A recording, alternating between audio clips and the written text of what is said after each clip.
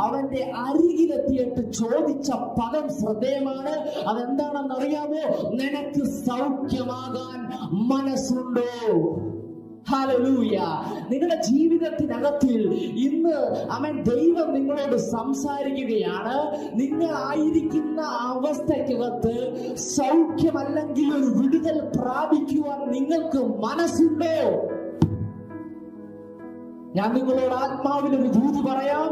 നിങ്ങളുടെ ജീവിതത്തിൽ നിങ്ങൾ നിന്ദിക്കപ്പെട്ടിടത്ത്, നിങ്ങൾ നിരാശപ്പെട്ടിടത്ത് ദൈവപുത്രന്റെ യഥാർത്ഥ ശബ്ദം വെളിപ്പെടുമ്പോൾ നിങ്ങളുടെ ജീവിതത്തിൽ മാറ്റമുണ്ടാകും. ലോകത്തിലെ മനുഷ്യർ നിങ്ങൾക്ക് സമാധാന വാക്കുകൾ തന്നേക്കാം, ആശ്വാസ വാക്കുകൾ തന്നേക്കാം.